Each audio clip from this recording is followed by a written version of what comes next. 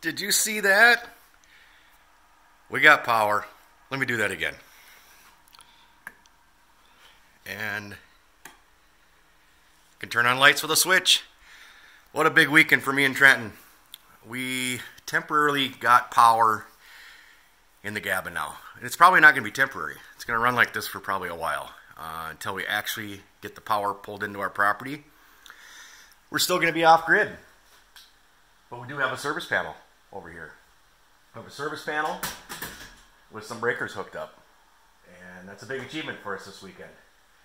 And it's nice to be able to have these lights instead of one work light in here trying to work under that. It was hard. It was hard to see my lines. It was hard to see the tape measure.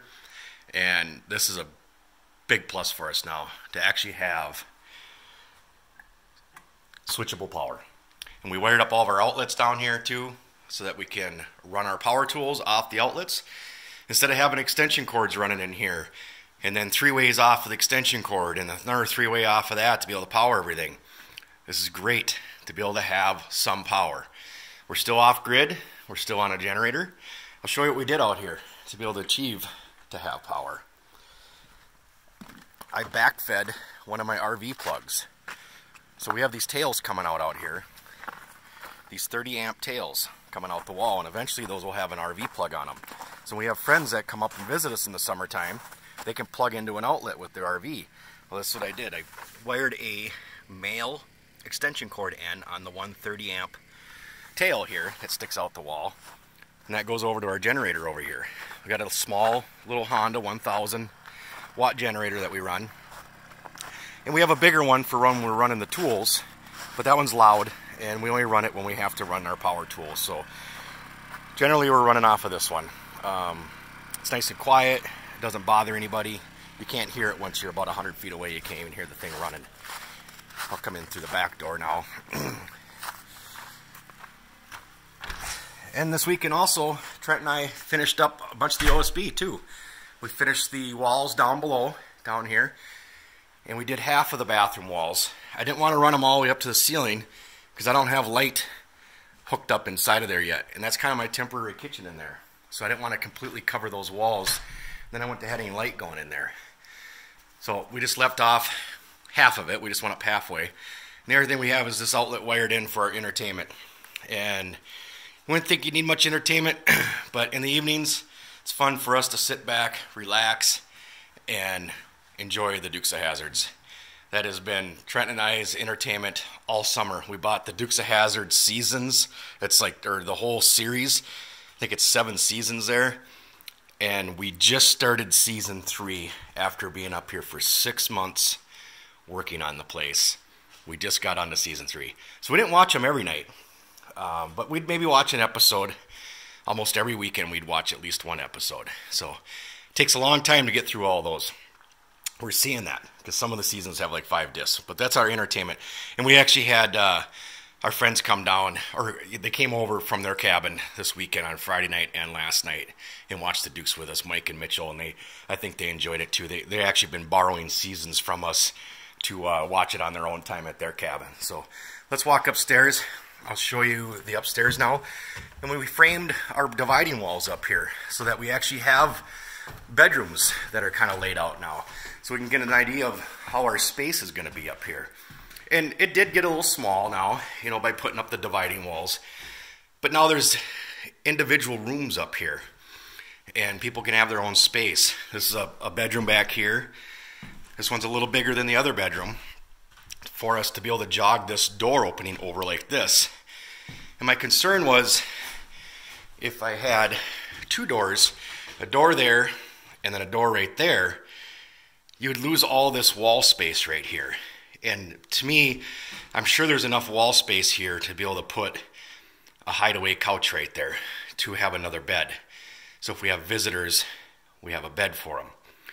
And a couch to be able to sit here. And I think our ultimate plan is to eventually have maybe a TV up over here, or it can be mounted up over the stairwell. TV is not that important to us, but it's nice on a rainy day or in the evenings, like I said, to sit down and watch a movie. Or eventually we'll get an antenna out so we can actually catch some news in the evening. That'd be nice to be able to watch the news. But So we have this room here, and like I said, it's a little smaller, but it's functional. And once we get a bed in here, really, you know, we just got to come in here and go to bed. I mean, that's all it's really going to be for, is just so a person has their own space and a bed to get into at night. And then this area here is going to be kind of our kitchenette area. So I wanted to get up that wall right there to kind of get an idea how this was all going to lay out up here. Now we can start running our electrical. These tails here are for switches in the corner right here to switch a light on the stairs, top or bottom. And then there'll be switches also here to turn the lights on out here in the main area. And there'll be another switch on the wall over there to be able to turn the lights on and off over here. And then we'll have a sink, a small refrigerator, and, you know, a toaster oven or a microwave or something on the counter here. It's not going to be a full-blown kitchen, just enough to be able to prepare a meal and do what you got to do, you know, on a weekend when you're up here. So there's our vent stub in going out the roof right there, and then now I can continue that on down through the wall and the floor and stuff now. But we'll be able to get a little small table out here with a couple chairs around it. So it's going to get tight, but this is our space, this is what we built, and this is what we're going to use. It'd be nice to get this done up here so that my temporary kitchen downstairs can be done. And then we'll primarily use this area for meals and sleeping. And downstairs would be kind of more of the hangout area. And it is a garage down there, and we eventually are going to bring our snowmobiles and stuff in, and I don't want our snowmobiles in there and trying to prepare food down there and stuff too. So we'll head back downstairs, and I'm going to conclude this video. I do want to put a shout out to a channel called Cabin Dreamin', and they tagged me on one of their last videos. And it's kind of neat. There's a little thing going around with all subscribers that have under 1,000 subs. Smaller channels like I'm a small channel, and all these other smaller channels are tagging for other small channels. And I'll do that in a video coming up. But I did want to thank Cabin Dreamin' for putting that tag out for me. That was very nice of them. And it kind of caught me by surprise. Actually, another channel notified me to let me know that that happened. And then I wasn't subbed to them yet. I subbed to them after I watched it and thought that was pretty neat of them. And so I subbed to their channel, and that really helps us smaller channels that have under 1,000 subs. To anybody that can sub, helps us out greatly. Under 1,000 subs on your channel, you don't get a whole lot of benefits from YouTube. We mainly do this for the fun, and that's what I do it for. I don't do it for anything other than to document our builds and for the fun of it. I'll just head outside. It's a very nice morning again. We are going to be heading out of here, but I just want to say for Trent and I, we're up here for 6 months this year. We started this project in June, and we started with bare land, a raw piece of woods. And now we're at this point of, we're in a building, we're inside, we're warm, and we got the wood stove going, we got the lights on. And we couldn't have done all this in 6 months without help from our friends and our family and all the hard work that we put into it. And we didn't break the bank on this project at all. I mean, this was very inexpensive. We reused lumber. I got a lot of the stuff, a lot of the paneling is free to me for, I get it off of packaging through work. And we used 60 sheets in here, and we're short. We need more. So the last 2 weekends, Trent and I put up 60 sheets of OSB inside. And I think I used at least 60 on the exterior of the building also. And for 120 sheets of OSB at $15 a sheet, we saved huge right there. And a lot of this lumber is return lumber, or I buy it off of Craigslist and stuff for people that had too much lumber for their project. And, you know, even if it's just one microlam you buy, but you buy it for pennies on the dollar. It's just things you have to look for. You got to figure out ways to be able to build something like this on the budget that you have. And our budget was like this, Zippo. I mean, we didn't have much extra money to be able to do this. So to be able to do it in the 6 months we did it is awesome. And like I said, we couldn't have done it with all the help. Without all the help from everybody that did help us. We had people that come up for a day and help us, like on the concrete and on the stairs.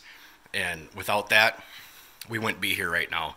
We wouldn't be in December sitting in here having this conversation about how we did all this in 6 months. And we got a long ways to go, a very long ways to go. We got an exterior to finish yet. But by getting the interior finished, it makes it so much easier to come up here now in the winter and stay in here and work on other stuff then. And the improvements in the last 2 weekends of getting just the walls all finished like this and the rest of the insulation done in here, I can't explain how more comfortable it is in here now. And to be able to, now we can move outside and start on our siding and other projects that we got to get done. But that's my year in review. Thanks for following, guys. Thanks for the support. And our next couple times we come up here in January is going to be strictly for fun. We're going to come up here and enjoy it. And we're going to go on a couple vintage snowmobile rides. That's what Trenton and I and some of our friends are really into. And that was kind of one of the reasons that we chose this area, is because we're close to lakes and we're close to these vintage rides that we've always come up to in the past to come do. And now we can actually stay up here in our own place and go do this stuff. And that was our main drive for wanting to pick this area. And the 100 acres of state land out the back door that we did harvest a deer on this year. That was big to us too, is to be able to hunt and gather our own food. And we did that right back here. Megan got a deer back there.